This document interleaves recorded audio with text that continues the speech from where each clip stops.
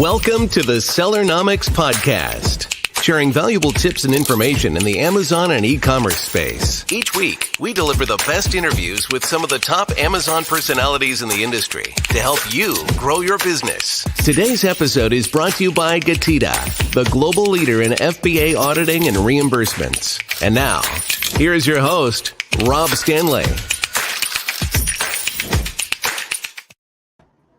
Hey everyone, Rob Stanley here with another episode of the Sellernomics podcast. Today I got a really good one. I got Kris Weissman of Seller Rocket, and we're going to be talking about editorial content and marketing to drive Amazon sales. Let's get Kris here into the studio. Hey Kris, welcome to the Sellernomics podcast. Hey Rob, thank you. Thank you for having me. Looking forward to this. Yeah, definitely looking forward to having you on. And once again, just to reiterate real quick, everybody, we're talking about editorial content and marketing to drive Amazon sales. We're going to jump into this because everybody knows I like to go straight into the content. We're going to put Kris right on the spot right now. What is editorial content and kind of how is it used for Amazon sellers?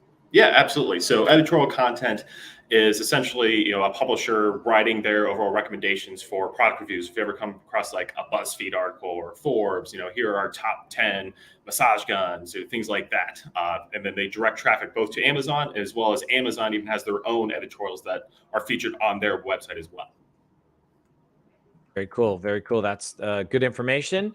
Let's just keep this going. And Kris, feel free to elaborate more if I missed something or if there's more to it. I kind of try to put these questions together with your help. So is editorial content primarily just for Amazon or could it be used on other platforms? Why don't you give us a little information on that? Yeah. So Amazon is really the king of it. They kind of dominate e-commerce in general, but the editorial recommendations also do work with other retail sites, like Walmart, Target, Etsy, things along that nature too. Nice. Sorry about that. It just caught me off guard there trying to take a sip of some water. Okay. So yeah, hey, everybody, be sure to hit that like and subscribe. And if you have any questions, be sure to post them in the comment section. Even if it's after the show is done with the live, I'll get a hold of Kris and we'll be sure to get you the answer.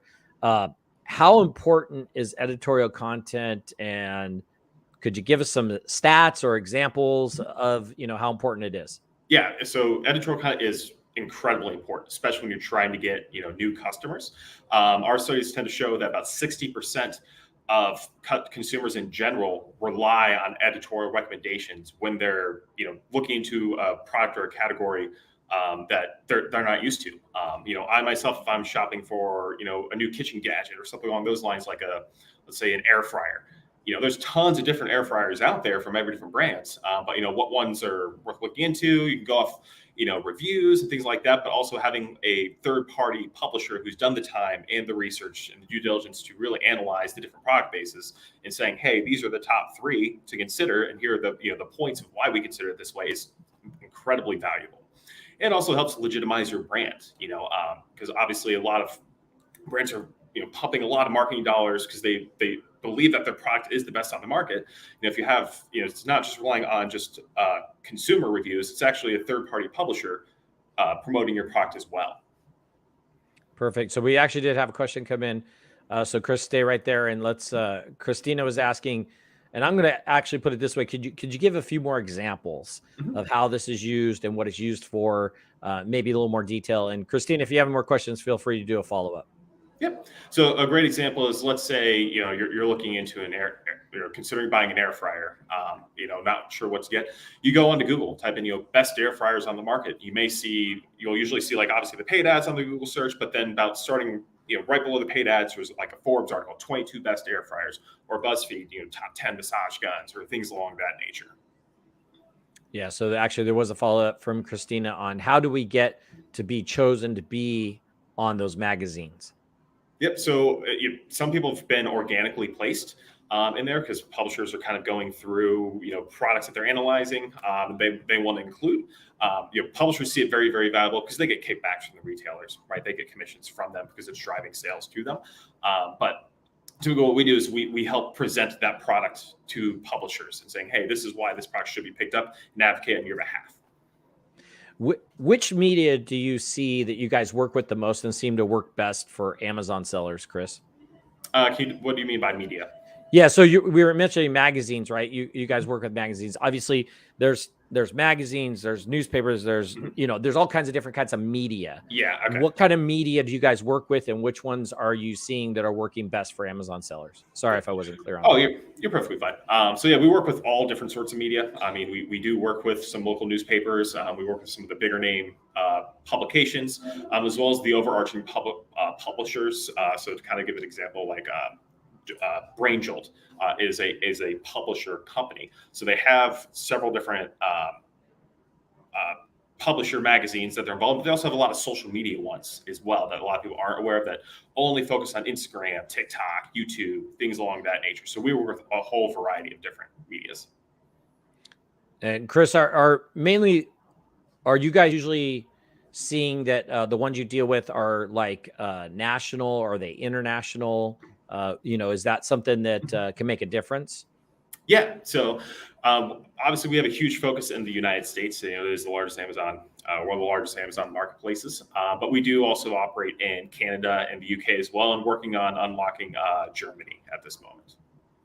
Excellent. And then actually, I think a question came in regarding categories or products. What categories or products does editorial content work best for, and which does it not work best for? If you could elaborate on that, that'd be great. Yeah. Absolutely. So there are certain categories that publishers will not do any editorial content for whatsoever. Anything that is political, anything that is religious, anything that's considered a weapon or a firearm, as well as anything COVID related or any medical claims. They don't want to touch it. There's a lot of liabilities at stake there. So they don't work with those categories at all. Categories we tend to see really, really good results with are like electronics or anything. There's a lot of like competition kind of in there, and there's just a lot of different brands to kind of really choose from. Because again, if I'm a newer consumer trying to know what to really consider in that category, I'm going to rely more on editorial content for that. And Kris, I know you kind of mentioned medical claim type things. Have you guys worked with, and could you give an example of anything to do with like the vitamin or supplement area, or is that something you kind of avoid? And I think that's a lot of people tend to look at that area sometimes when they're looking at selling on Amazon. So why don't you give us some information on that? Yeah, so we do work with supplements. We do see a lot of success with them. We actually see a lot of success with what we call the native publisher content, where it's living on the publisher's website itself. That's where we tend to see a lot of traction, because on Amazon, they have their own editorial recommendations, but they've actually since kind of gotten rid of those just to kind of, decrease liabilities overall. But again, with the native publisher content, that's actually, we're seeing a lot of consumers really going about that way to kind of navigate their choices and selections in education for that particular category. Yeah, we actually did have another question come in regarding budgets. And I'm gonna kind of twist their question a slight bit, because I think it's kind of, if I just ask you what's a general budget for an Amazon seller, it could be all over the board. But yeah, let's say, the average Amazon seller that's not selling in supplements or some of the really kind of crazy areas, what kind of budget should they expect to be able to kind of help with that editorial content? And then why don't we also address, the specific person wanted to also address the whole supplements and that area, vitamins and supplement area. So let's kind of put that in two questions there. Yeah. So from an overall, budget standpoint, definitely want to probably plan on around like $3,000 or so US dollars. And the reason being is, there is initial upfront cost to kind of get the article published, as well as reoccurring fees to kind of keep the maintenance and keep the articles going. But then also the publishers are incentivized by actually like making purchase or having purchases made through it. So they want a little commission kickback for that work and it's being done. But the interesting piece when it comes to the editorial content is it's a slow build thing, right? On average, all of our case studies point to, it takes about 3 months before you really start to see a good return on your investment. Just because when it comes to the native publisher site, when they get stuff up, it takes time to build the Google SEO to get it optimized to the first or second page of a Google search. And then on Amazon, they care about conversions. And so they actually do some A/B testing on their end to figure out under what keyword is going to convert the best, what time of day, and where you're located in the world, all kind of goes into play with that. But the other piece that's also very interesting is all of our case studies also point to only about 9% of your overall sales lift that you get from the editorial content is coming directly through the editorials.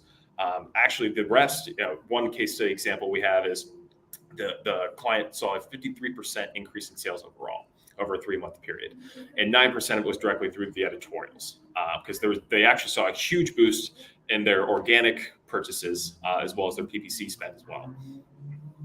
Yeah, so Kris, that brings up a good question. I was going to ask this, and I see more questions coming in. Keep them coming, everybody. I was going to ask, like, when it comes to, doing editorial content like that, is it more done for like brand exposure? I know you kind of answered this, but is it more of a brand exposure play, or is it more to like get people to go look it up and kind of go find it on Amazon, or is it kind of both? It's kind of both, because there are obviously, if the brand is featured in like a big name publisher, they're obviously more likely going to put that on their website. Hey, featured in Sports Illustrated or something along those lines. But then there are also people it's like they're trying to really kind of get a leg up against their competition. Yeah, we had a good question come in, and maybe you could help people understand this a little bit better. When it comes to Amazon specifically, or when you're dealing with a magazine, how can you measure the sales that are coming from that? That seems like that could be a difficult thing to do. Yeah. So the publishers do get the sales information directly from Amazon. So it's done in 2 different ways. So to start off with the specifically on Amazon editorial. So if you go on Amazon, type in a keyword search, you see the sponsored ads. First and foremost, about a quarter of the way down, you'll see like an editorial recommendation, and that has the list of products. It's all done by a 24-hour cookie click. So they actually click on the product through the little widget there, or go into the editorial and click on the product and make that purchase in 24 hours. Amazon actually records that transaction as coming from the editorial, and they give that information back to the publisher because they have to pay them a little bit of commission for it. From the off Amazon content, or the native publisher side, where it lives on the publisher's website, they have their own URL link embedded into the product page. So if anybody clicks on it and makes a purchase through that way, then Amazon knows to track that transaction came through the publisher. Yeah, that's perfect. We're going to take a quick break, but once again, we're on with Kris Weissman of Seller Rocket, and we're talking about editorial content and marketing to drive Amazon sales. As soon as we come back, Kris, I want to talk a little bit about what the kind of the best practice for an Amazon product to see results. Like, what is the best practice to get it to see results right after this break? Today's episode is brought to you by GETIDA, the global leader in FBA auditing and reimbursements. Get $400 in free FBA reimbursements at GETIDA.com/Sellernomics. Yeah, so be sure to head on over to GETIDA.com/Sellernomics. Kris was waiting for that commercial right there and watch the guy dancing around. I'm jealous of those dance moves. So yeah, just real quick to reiterate, I got Kris Weissman from Seller Rocket. We're talking about editorial content and marketing to drive Amazon sales. Right before the break, I asked Kris a question on what is the best practice for an Amazon product to see results, or what helps drive those results, and what kind of things are you doing? I see more questions coming in, so why don't you answer that one first there, Kris? Yeah. So best practices is, editorial content isn't going to be like the silver bullet to, all of a sudden completely change your sales dynamic in general. You do have to use other marketing pieces as well. You need to invest in PPC and banner ads. What really sees a great result is when a consumer sees your product multiple times on the page. So if they go onto Amazon, they search the keyword and they see your product in the sponsored ad, then they see you organically on the first page, and then they see you featured in the editorial. That's when they're going to be the most interested. It's like, okay, if they see the sponsored ad, they know you pay money to be there. But the editorial is, it's the publisher did their own research and picked it up, and then they all of a sudden understand why your product is featured on the first page organically as well. So it's actually legitimizing why your product is so good, and then they're going to gravitate more toward it. Kris, are you seeing, and this the question I just thought of, are you seeing a lot more of like these magazines or publications? They're also online. They're getting picked up by Google. So in that case, is that something to consider, that when you are submitting editorial content, kind of keyword targeting in those? Yes. Besides obviously your product brand, and maybe expand on that a little bit on what kind of things should people consider when they're doing that? Yeah. So basically it's all kind of based on keywords that you're wanting to target, right? Because that's how people essentially search for a product. So it's you want to pair this with any specific keywords that you're really trying to optimize and really focus and hone in on that you're struggling with, because that's ultimately going to help this process in general too. Yeah. So if they're finding keywords on Amazon that are working for them on, pay-per-click type stuff, do you find that those keywords also translate over to the articles and help maybe boost that for them? You know what Yes. I'm saying? Yeah. Yeah, It it does does. help it also like render more because the interesting piece, and specifically the Amazon editorials, is there's an algorithm that goes into play with it. So it has to deal with the time of day, previous search history, previous purchases, where's your location in the world, even inventory levels at local fulfillment centers all go into play of an editorial that you see. So, I live here in beautiful Columbus, Ohio. Great Midwest flyover country.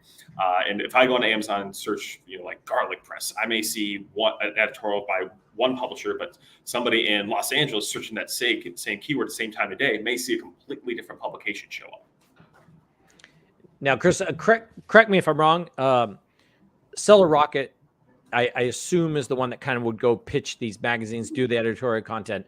But if somebody wanted to try, is there ways they could just try to pitch it themselves to try to get a magazine, and like who would they contact and things like that? Not to give away the secrets, but some people might want to try it themselves a little bit, and before they maybe come to you guys, which obviously you're a professional service, you guys could probably do it quicker and for a lot cheaper. But if somebody wanted to just kind of maybe try a few to see if they get their editorial content on there, what's the best way to pitch a magazine, and like who do they contact? Yeah, so basically you just contact the publishers themselves, whether it's through the contact us page, or if you can find a specific editor, if you find an editorial for that specific publication, and find because every publication has like the person who did the write-up, and try to contact them, whether it's LinkedIn, email, whatever the case may be. How we are able to do this is our founders actually came from the publishing world. One of our co-founders was the founder of bestreviews.com, and they were actually the piloting publisher that was pairing with the Amazon editorials. And what they realized during that process, there's a huge gap when it came to brands trying to be featured and publishers trying to figure out what products to feature. Because if you go on Amazon and search any item, there's hundreds of different brands and items that you can choose through. And so obviously the publishers see like, wow, that's pretty, that's a lot of time and, research they need to go into it. And so they actually developed us, Seller Rocket, to help bridge that gap. So as, we meet with brands and they're presenting us their products, we can understand, yes, this is actually a great product that would benefit from editorials, or we can be like, no, this is not a good product that's going to be featured from editorial. The publisher is not going to want to pick this up. And then we present, to our network of publishers saying, hey, here's a product that's interested in editorial recommendations. Here are our thoughts on it. You should move forward with it. And here's why. Chris, would you be able to give us an example? Obviously, you don't need to disclose the company, but maybe disclose a sort of case study. This company did XYZ. They came to us. They were doing X amount of money. We did some, editorial stuff for them. Now they went to, Y, to a different level, basically. Maybe kind of step us through what that process was. Yeah. So there was a product that was a beetroot powder that approached us, and they're like, hey, this is a great product, and so we moved forward with pitching the publishers, and the publishers picked it up. And as I mentioned previously, they saw a 53% sales increase within 3 months. But again, as I also mentioned, only 9% was directly affiliated through the editorials. They saw a huge pickup in their PPC, but also a massive pickup when it came to its organic purchase as well. Because as people are kind of scrolling through the page, they see the editorial, like, oh yeah, I see that product, like, huh? But then they see organic there, and they may click that organic ad placement as well. Yeah, on something like that, Chris, on let's say like the bee powder, which I actually take also, but so I'm kind of curious who it was. But I'm kind of curious though, is that something? You're not just kind of blanking it across a bunch of different media, right? Like different magazines. You're probably targeting specific on where that article should be, shown or put, right? It's exactly, yes. Yeah. So give you a little more insight too, is like, let's take, for example, like a supplement here, and talk about like what kind of publisher we want to pair it with. We really analyze what's the end goal, right? Are they just trying to get brand recognition, or are they trying to really drive sales? Usually it's the latter more than the former. But what we tend to do, so like give an example, Sports Illustrated. Some people may want their product featured in a Sports Illustrated article. It's a well-known publication. It's something from their website. But at the same time, they may not be the best at optimizing its Google rankings. in that category space. And so we may go to a different publisher that people may not know as well, but they're really, really good about getting a first page Google ranking. All the publications that we work with have a domain rank of 80 or above, so they see high traffic volumes on a regular basis, but we want to make sure we pair with the publisher who's more specialized in that category in general, because they're going to be the ones to drive the results. That's a high ranking. Let's put it that way. I worked for a few companies, including my own company, and man, I always kept an eye on ranking, and it's tough to get it up to 80. Let me tell you. So we are going to take a quick break. Again, I have Kris Weissman on from Seller Rocket, and we are talking about editorial content and marketing to drive Amazon sales. We will be wrapping up here in a little bit, so get those last questions in, or be sure to post them, and I'll get to Kris to get it answered if it's after the show. But when we do come back, I want to kind of wrap up on some last advice that Kris has, and then I'm going to have him also tell everybody a little bit about Seller Rocket, kind of what they do and how you get a hold of them and everything right after this commercial break. Did you know that Amazon probably owes you money for FBA reimbursements? Get $400 in free FBA reimbursements at GETIDA.com/Sellernomics. Yeah, so be sure to head on over to GETIDA.com/Sellernomics to get that $400 in free FBA reimbursements. If you haven't heard it once, you probably heard it 100 times if you listen to my show. Obviously, CMO for GETIDA. But today I've got a great one on Kris Weissman from Seller Rocket, talking about editorial content and marketing to drive Amazon sales. I feel that it's not talked about enough. I feel it's underutilized. And I think people could definitely take advantage of this, make some good money off of using editorial content. Sounds like I'm giving your advice for you, but what's some last advice, Kris, that you could give? And then let's go from there to talking more about Seller Rocket, what you guys do, what kind of services you offer, and how people get a hold of you. Yeah, absolutely. So some other major advice is, a lot of people try to get editorial content to be a way to get in front of a keyword that they're really struggling to get paired on. Let's say they're populating page 5 or 6 of a search result, and they're just really struggling to get first page placement. You're not going to get the same performance. Again, it's the editorial is more meant to legitimize the product and why it's being featured so much. So you want to really focus more on keywords that you are getting some strong performance from a marketing standpoint, because it's not meant to, it's not meant to be your marketing strategy. It's meant to enhance your marketing strategies. Yeah, and why don't you tell us a little bit, kind of go step by step of the different services Seller Rocket offers, talk a little bit about, what those services are, how people get the Amazon sellers specifically take advantage of those, and we'll kind of go from there. Yeah, exactly. So Seller Rocket we are PR for e-commerce. So what we do is help brands get their products featured in editorial content, both featured on Amazon's website as well as on the native publisher site they'd find via a Google search. And not only do we help get you placed in these, we're able to get transaction data to coincide with it, so we can actually showcase to you what overall impact it's actually having for you.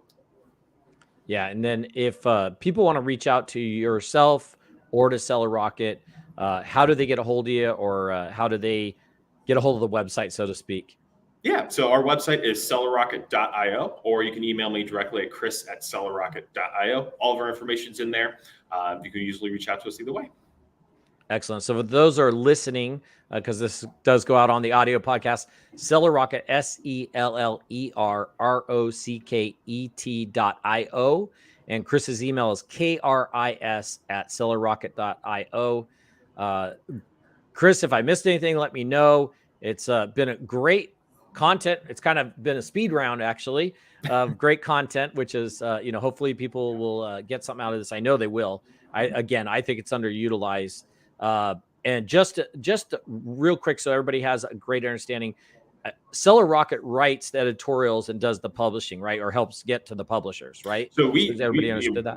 We help get in front of the publishers. We don't do any of the writing or any of the content itself. The publishers still have that independence there. We just help get the products in their hands to make sure that it gets featured. But you will work with, let's say, their content writers to kind of help them maximize that kind of SEO on it, keywords, even though they might know it. I'm assuming you also work with them, though, to make sure that article's written correctly in the form that's needed. Yeah, we make sure we work with them on that to make sure that certain things are being highlighted correctly and things along those lines. Yes. Got it. So I did have a question. One last question before we wrap it up. Somebody was asking, what is your Instagram? Do you have an Instagram, Kris? My personal Instagram. You know what? Give both, just in case they want to contact you or follow you. I am actually not on Instagram. I am a really odd person here. I'm pretty old school, but I believe #SellerRocket is our Instagram. There you go. All right, so be sure to look that up. And once again, thanks for being on, Kris. I really do appreciate it. Everybody, be sure to go check out sellerrocket.io. And I'm sure Kris is on other social media, so follow him. Follow SellerRocket. It's Kris Weissman at SellerRocket. Kris at sellerrocket.io is his email. But check out Kris Weissman, or go follow SellerRocket on their social media platforms. Kris, always a pleasure having you on, and thanks so much for being on the Sellernomics podcast. Yeah, thank you for having me. Thank you so much. All right, have a good day. Thanks for joining us this week on the Sellernomics podcast. Special thanks to our sponsor, GETIDA. Did you know that Amazon probably owes you money for FBA reimbursements? Get $400 in free FBA reimbursements at GETIDA.com/Sellernomics. Be sure to join us again next week for more great tips on how to grow your business. And thanks again for listening.